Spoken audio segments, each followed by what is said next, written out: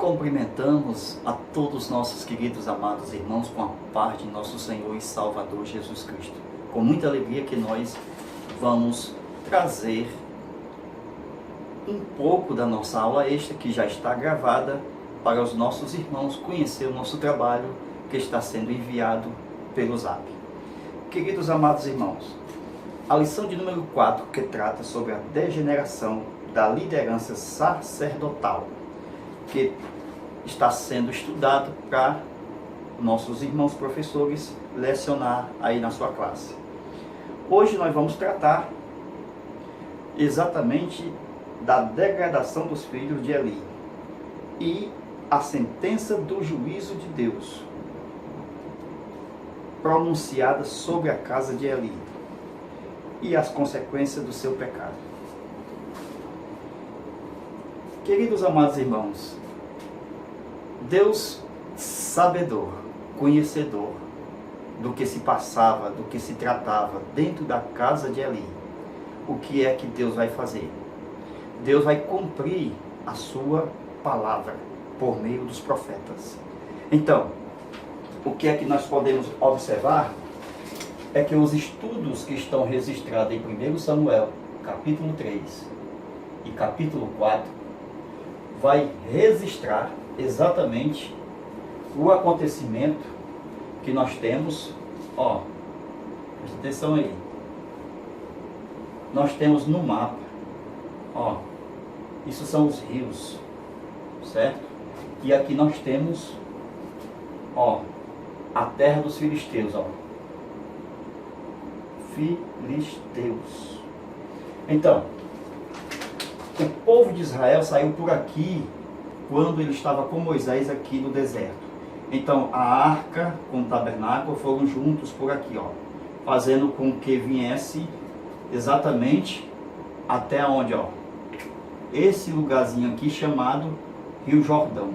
Então, já aqui no período de Josué, a arca estava aqui, certo? Que ia passar o Jordão. Então a arca iria passar o Jordão aqui, deixa eu fazer com outra caneta. Então, a arca viria exatamente para cá, bem aqui, Silo, certo? Então, passaria o Jordão, essa parte aqui do Jordão. Com isso, bem aqui, a primeira cidade a ser conquistada, Jericó. Então, meus irmãos, o que nós observamos é que o Eli, trabalhava como sumo sacerdote nesse período aqui, em Silo, ok? O que é que nós observamos? Que a arca saiu daqui, veio por todo esse trajeto, passando exatamente pelo Rio Jordão, vindo até onde? Silo, onde foi colocado o tabernáculo de Moisés e a arca junto, para que o sumo sacerdote trabalhasse aqui com seus filhos. No caso, Ofni e Finéias. Então, o que foi que aconteceu? O povo de Israel saiu daqui, para a peleja aqui, em Ebenezer. Certo? O que é isso? Foi o lugar do confronto aonde os filisteus vieram, batalhar contra o povo de Israel. Então, exatamente aqui, chamado de fronteira. Nesta fronteira entre Ebenezer e o lugar dos filisteus, que a gente vai ver que os filisteus eles saíram da onde? De Efec. Então, bem por aqui, estava em Efec. Exatamente para aqui, batalhar contra os soldados israelitas em Ebenezer. Então a arca saiu aqui, de Silo. A arca saiu de Silo e veio para cá, para Ebenezer.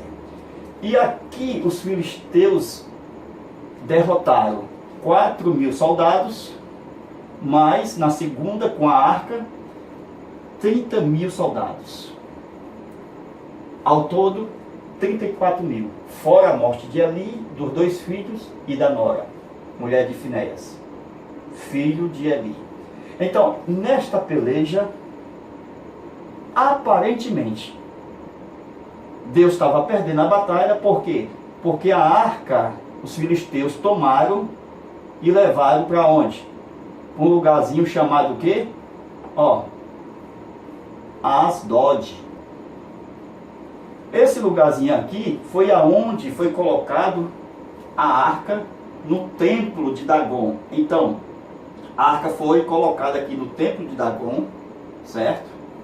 Onde colocaram, ó, o Dagon aqui, ó, em cima da arca, ó, certo? Então, o Dagon é uma espécie de peixe, porque a palavra Dagon no original quer dizer peixe. Então foi colocado em cima da arca. E aqui no primeiro dia, o que foi que aconteceu? O Dagon caiu para cá, ó, de cima da arca. Quer dizer, o primeiro round. No segundo dia, que depois que os filisteus colocaram o Dagon em cima da arca pela segunda vez, então aqui o segundo round, Deus vencendo o inimigo, na casa do inimigo. Então no segundo round, o que foi que aconteceu? Ó? Novamente colocaram o Dagon em cima da arca, certo? Então o Dagon que estava aqui em cima, ele caiu aqui, dessa segunda vez, ó, ficou só essa parte aqui, ó, do Dagon. A parte da cabeça ficou separada e a parte dos braços, das mãos, ficaram sem estar no corpo. Então ficou só a parte cotó, a parte do tronco, essa parte aqui, sem as mãos e sem a cabeça. Ficou só essa parte do corpo, separado da cabeça e das mãos. Isso é o segundo round, Deus destruindo o próprio inimigo dentro da sua própria casa, aqui em Asdod. Ao ver que Deus estava ferindo os filisteus, nós vemos, meus irmãos, que esta aparente derrota que aconteceu aqui, Deus já estava lutando contra o inimigo já aqui, ó. Aqui não foi uma derrota, foi uma vitória. Porque aqui simboliza exatamente o que, ó? A vinda de Jesus saindo do Pai, vindo até o Calvário. Então vamos lá, simbologia bíblica, tipologia. Siló representa o Pai no céu. Esse aqui é o Siló, lugar. Então, daqui de Siló, a arca veio para onde? Ó, Ebenezer. Então, em Ebenezer, foi aqui onde foi o quê?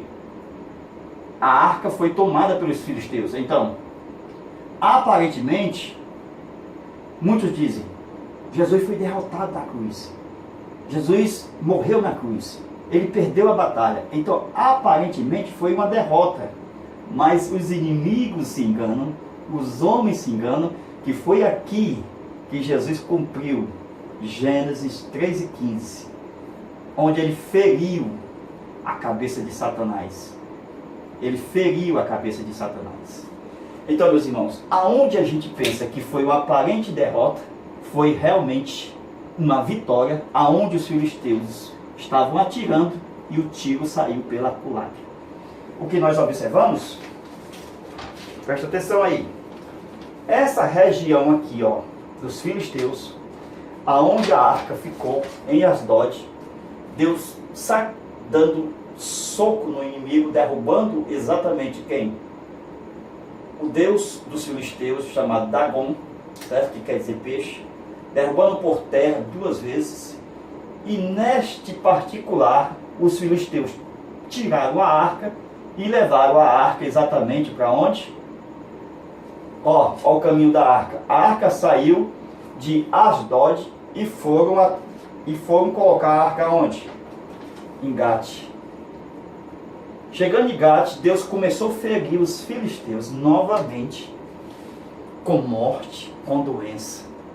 Deus abria cada ferimento, hemorroidas, de uma forma maligna, que o povo estava espantado por causa do juízo de Deus que estava vindo sobre os filisteus. Então Deus mesmo luta contra o próprio inimigo na sua própria casa, sem precisar mesmo do homem. Porque Deus é Deus. Deus não precisa de ninguém para vencer. Então Deus está mostrando aqui, dentro da casa do inimigo, que ele é o Todo-Poderoso. E quando a arca veio para aqui, para Gade, o povo já não aguentava mais tanto morte e sofrimento. E a arca levaram a arca aqui novamente para um lugar chamado Ecrón. Quando chega aqui, a notícia da morte, das doenças, que estava sobre o povo dos filisteus, nesses lugares aqui, nesses arredores, onde a arca fazia toda essa excursão na terra dos filisteus, eles já diziam o seguinte: tira a arca daqui, nós vamos morrer, nós vamos ficar feridos, nós vamos adoecer, tira essa arca daqui, tira essa arca daqui. Então o povo já não queria mais ficar com a arca. Por quê? Porque Deus estava ferindo, nocauteando o inimigo na sua própria casa.